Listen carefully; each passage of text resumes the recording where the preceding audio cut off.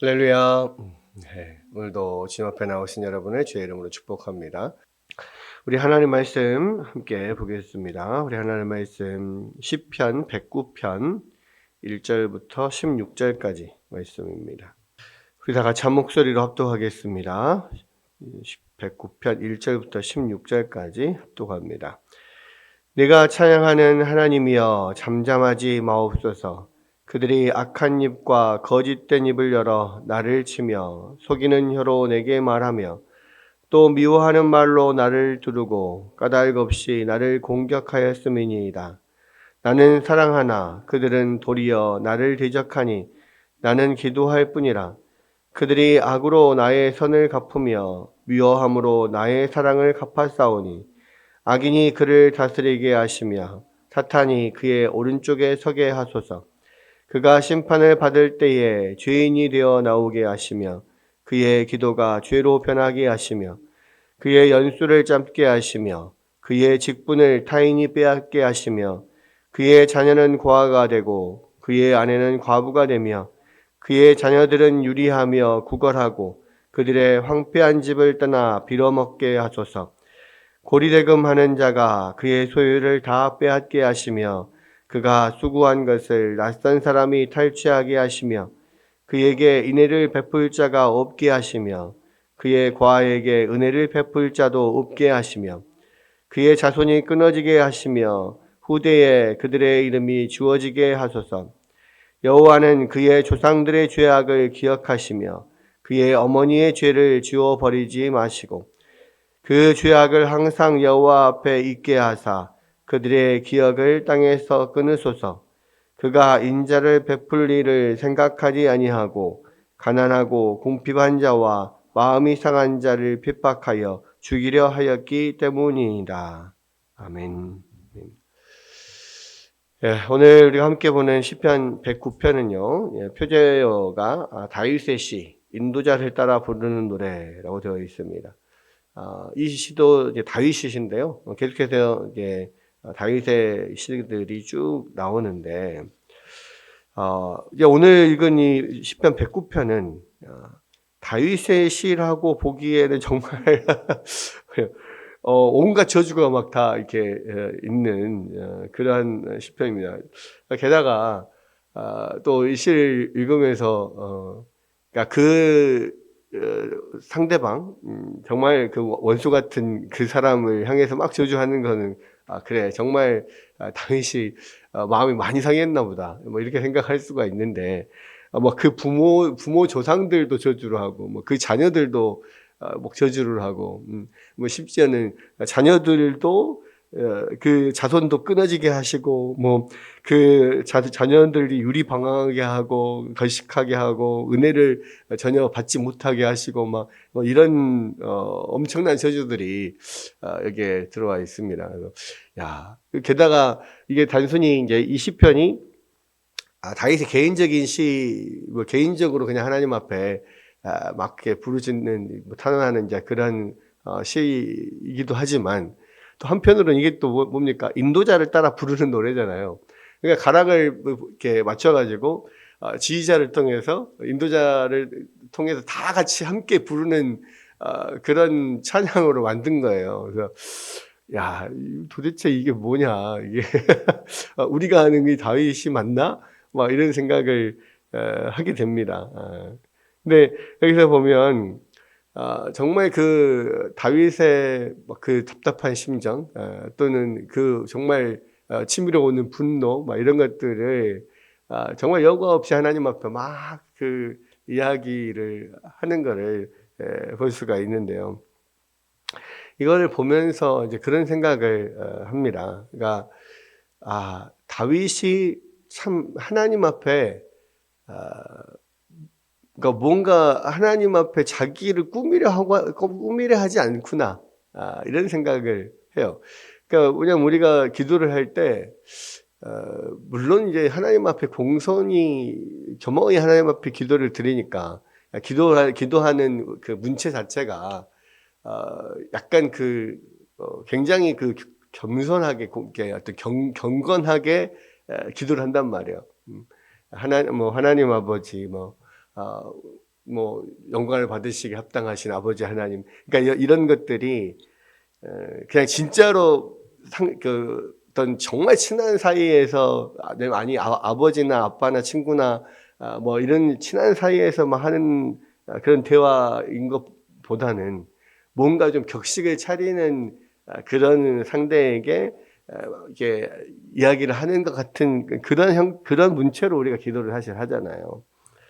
근데 이제 한편으로는 우리가 하나님 거룩하신 하나님이니까 우리가 정말 겸허히 겸손하게 그렇게 하나님 앞에 경건하게 기도를 드리는 게 맞긴 한데, 한편으로는 그것이 어쩌면은 나를 좀 하나님 앞에서 좀 가리려고 하거나 내지는 하나님 앞에 조금 잘 보이게 하려고 약간 그렇게 기도를 하는 게 아닌가.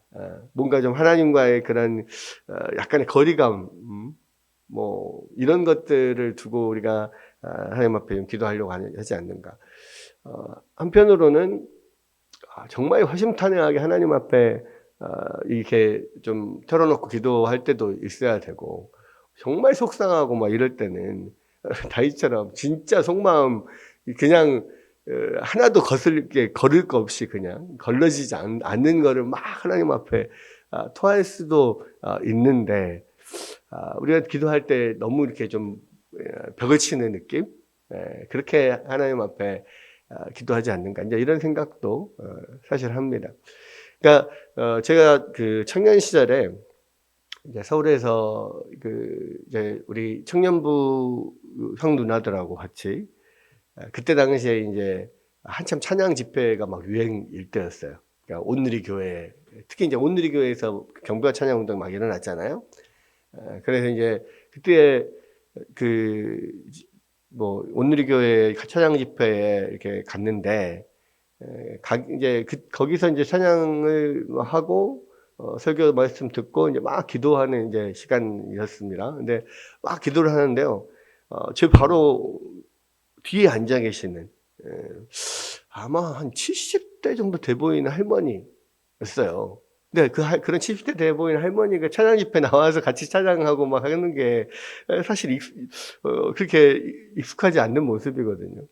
그러니까 참 세련된 할머니다, 약간 이제 이런 생각을 했었습니다. 근데 이제 앉아서 막 기도를 하는데 이 할머니가 막 이렇게 막 큰 소리로 막 기도를 하는데요, 제가 깜짝 놀랐어요. 어떻게 기도를 하냐면, 하나님 아버지, 내가 그랬잖아요.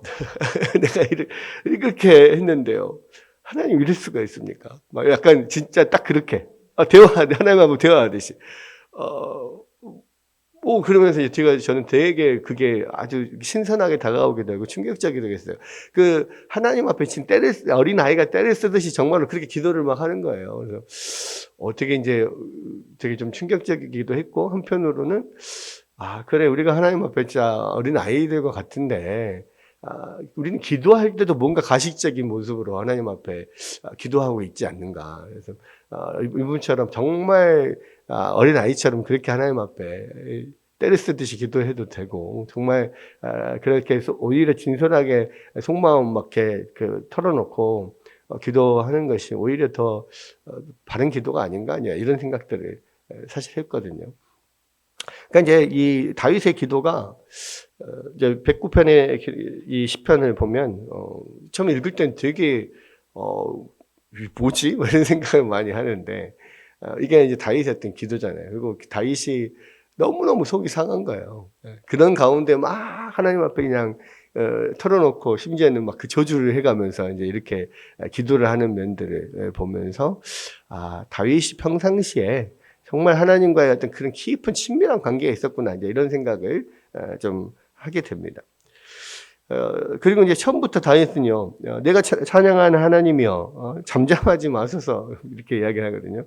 그러니까 침묵하지 말고 대답 좀 해주십시오, 뭐 이런 이야기이기도 하고, 한편으로는 지금 나의 지금 원수 대적, 정말 나를 너무너무 괴롭히는 이 사람을 가만두지 말아 주십시오. 그러니까 이 아빠한테 어린 아이가 가지고 막 가서 고자질 하는 것처럼 이제 막 이렇게 지금 기도를 하는 거예요. 예, 어떤 게 지금 그렇게 다윗을 속상하게 했을까 봤을 때 그들이 악한 입과 거짓된 입을 열어서 나를 치며 속이는 혀로 내게 말하며 또 미워하는 말로 나를 두르고 까닭없이 나를 공격하였음이니이다. 예. 그러니까 끊임없이 막 그 공격하는 사람들이 있는 거예요. 자기 앞에서 그것도 그냥 어떤 다윗이 잘못해서가 아니라 정말 악하고 거짓된 거짓말을 거짓을 통하여서 막 거짓으로 참소하고 이 정말 다윗을 모함하고 뭐 이런 거죠. 그리고 미워하는 말로 나를 두르고 까닭없이 나를 이유 없이 공격을 하고요.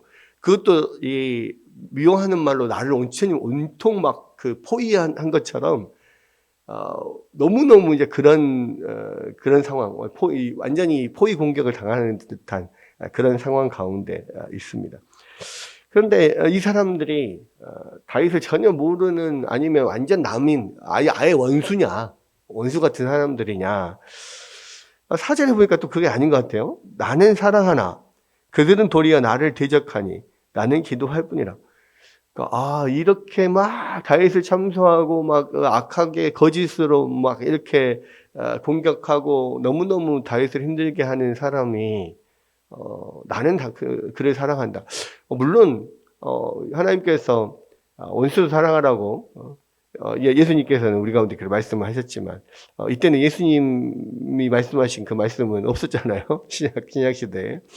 뭐 또 나름대로 그 다윗이 그런 또 하나님의 뜻을 깨닫고 있어서 내가 원수도 사랑해야지 하면서 이제 그렇게 할 수도 있었겠지만 또 그럼에도 불구하고 보면은 되게 가까운 사람인 것 같아요. 그러니까 막 이렇게 자기를 공격하고 하는 그런 사람이 가까운 사람인 것 같습니다.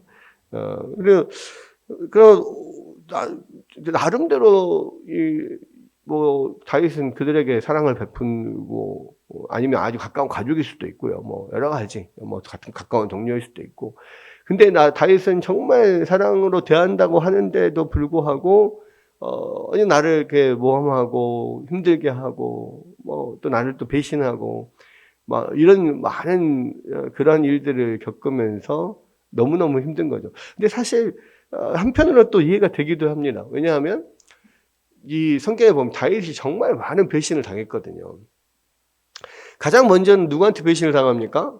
자기 장인 사울한테 배신을 당해요. 그렇죠? 그래서 자기 장인 사울이 자기를 죽이러 얼마나 몇십 년 동안에 그렇게 쫓아다니고 악랄하게 죽이려고 하고 했어요. 그러니까 그런 것도 그렇고요. 또 사실 뭐 자기 아내 미갈한테도 배신을 당합니다. 그렇죠? 나중에 물론 아빠가 그냥 이제 이리저리 하는 대로 뭐 휩쓸려 가기도 하고 그래서 이제 다른 남자하고 또 결혼하기도 하고 막 이랬는데 데리고 와서도 미갈이 뭐 다윗을 업신여기고 막 그런 일들이 있었잖아요. 또 자기 아들도 배신을 합니다. 그죠? 압살롬이 자기 아들이 반역을 일으키잖아요. 자기 대신 왕이 돼가지고 뭐 자기 후궁들을 백주 대낮에 막 동침하면서 내가 그 선왕을 뒤이었다. 그러니까 아버지를 뒤이은 사람은 정당한 권리를 가진 사람 되는 걸 보여주려고 또 막 그렇게 하기도 하고. 또 자기가 가장 아끼는 사실은 가장 최측근이라고 할 수 있는 요압에게도 배신을 당하고, 그렇죠? 또 자기 친구에게도 배신을 당하고. 그러니까 정말 충성스럽게 끝까지 다윗을 이렇게 지키고 함께하고 함께 싸우고 평생을 함께했던 정말 많은 동료들도 있었지만 정말 친한 사람들에게 많은 배신도 당하거든요. 그러니까 그런 부분에 있었을 때 그런 것들이 한두 번이 아니었을 것 같아요. 그러니까 그런 면에서 그러니까 다윗이 정말 누구한테 말을 못하고 너무너무 속상한 마음에 하나님 앞에 정말 그렇게 저주에 가까운 이런 기도를 하는 그럴 수도 있겠다. 정말 가까운 사람일 수도 있겠다. 뭐 이런 생각도 들고 한편으로는 또 뭐 아닌 전혀 완전히 뭐 다른 뭐 대적일 수도 있는데 근데 다윗의 인생 가운데서 사실 뭐 자기를 죽이려 하고 이렇게 했던 사람은 사울밖에 없잖아요. 그죠? 실제로. 그리고 이제 왕이 돼서는 누구 하나 다윗에게 이렇게 대장할 사람이 없었을 텐데. 그래서 우리가 사실 왼수는 가까운 데 있지 멀리 있지 않거든요.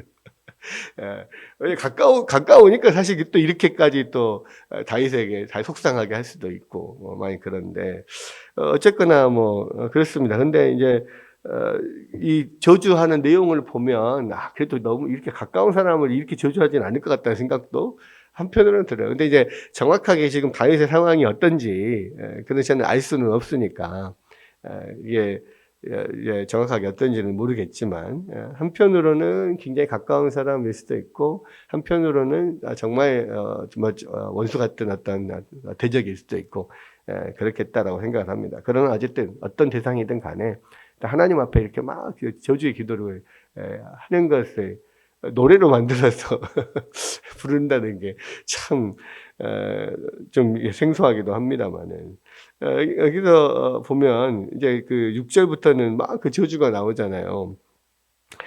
악인이 그를 다스리게 하시고 사탄이 그 오른쪽에 서게 하시고, 여기서 사탄은 우리가 생각하는 마귀를 말하는 건 아니고요. 사탄이라고 하는 단어 자체가 원래 대적자, 또 고소하는 자 이런 뜻입니다. 그러니까 법정에서의 검사 이런 사람인데, 그러니까 이제 그를 그를 대적하는 사람들이 그를 오른쪽에 서서 고소하게 하십시오, 이런 거예요. 그 심판받을 때, 재판받을 때 죄인이 되어 나오게 하시며, 이게 유죄 판결을 받게 해주십시오, 이런 이야기거든요. 그의 기도가 죄로 변하게 하시며, 하나님 앞에 드리는 기도조차도 하나님께서 그것을 죄로 받고 그렇게 완전히 그러한 죄인으로서 취급해 주십시오, 이런 이야기입니다. 그 연수를 짧게 하고 수명도 짧게 해주시고 그 직분을 딴 사람이 빼앗게 해주시고 그의 자녀는 고아가 되고 그의 아내는 과부가 되면, 그게 무슨 이야기입니까? 죽여달라는 거잖아요.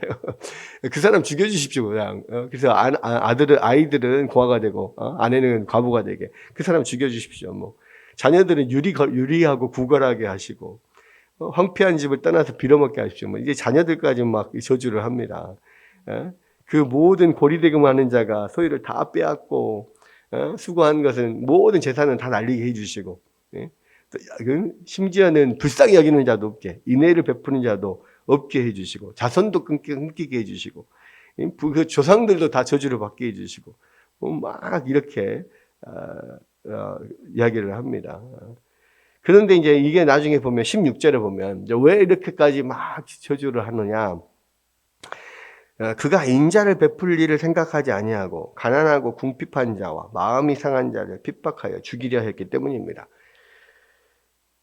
이게 이제 그렇게 저주를 하는 이유예요. 그러니까 이것도 역시 두 가지로 볼 수가 있을 겁니다. 그러니까 하나님 앞에서 자기가 그렇게 정말 이 가난하고 궁핍하고 핍박당하는 그런 불쌍한 나를 하나님 그렇게 이게 참소하고 했기 때문에 하나님 저주해 주세요, 이런 이야기일 수도 있고, 첫 번째는 정말로, 두 번째는 그 사람이 진짜로 그렇게 악하게 그런 가난하고 어떤 궁핍한 사람들에게 인애를 베풀지 않고, 그러니까 나한테도 정말 잘못하고 있지만 실제로 그 사람의 어떤 성품이나 행동이나 이런 것들이 가난하고 궁핍한 사람들을 불쌍히 여기지 않고 오히려 핍박하고 죽이려고 하고 하는 이런 악한 행동을 하기 때문에 하나님 당신의 공의를 보여주십시오, 이런 이야기거든요.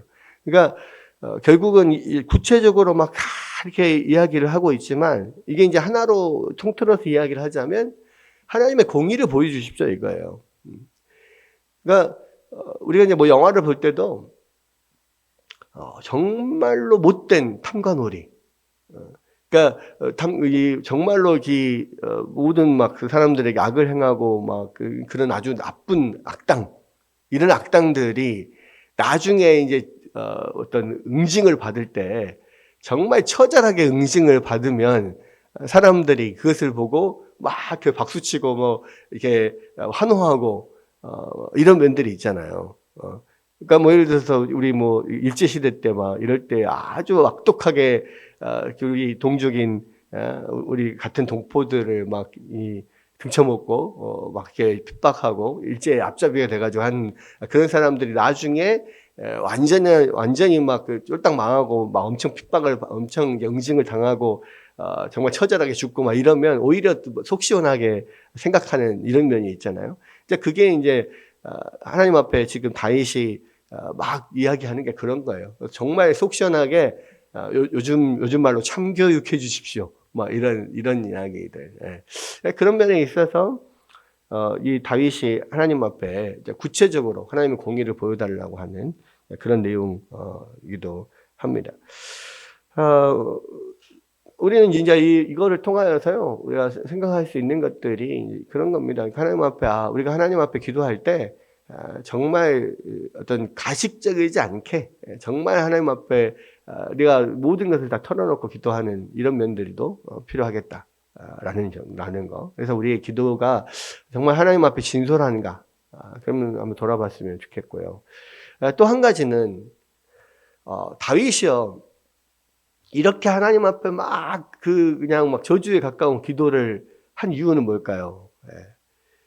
다윗은 그 사람에게 직접적으로 이렇게 저주하지 않았어요.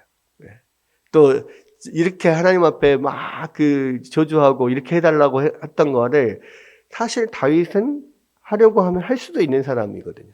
왜냐하면 모든 백성들의 지지를 받고 하나님의 지지를 받는 이스라엘 왕이잖아요. 그러면 한 사람 죽이는 거 일도 아닙니다. 그리고 그 사람을 죽일 때 정말 아무도 모르게 티나지 않게 죽이는 것도 일도 아니에요. 대표적으로 밧세바를 얻으려고 우리아를 죽일 때 아무도 그게 다윗이 한 일인지 아무도 알지 못했어요. 완전 범죄로 끝나는 줄 알았어요. 근데 하나님이 나단 선지자를 보내서 그 죄를 들춰냄으로써 다윗이 이렇게 회개하게 되잖아요. 만약에 하나님 나단 선지자를 보내지 않았으면요, 아무도 다윗이 그런 일을 저지른지 몰랐을 거예요. 근데 그만큼의 그런 아주 주도 면밀하게 일을 꾸밀 수 있는 사람인데 충분히 그 사람 죽이고도 남는 사람인데 그렇게 하지 않는 거예요. 그리고 하나님 앞에 이렇게 저주에 가까운 기도를 막 드리는 겁니다.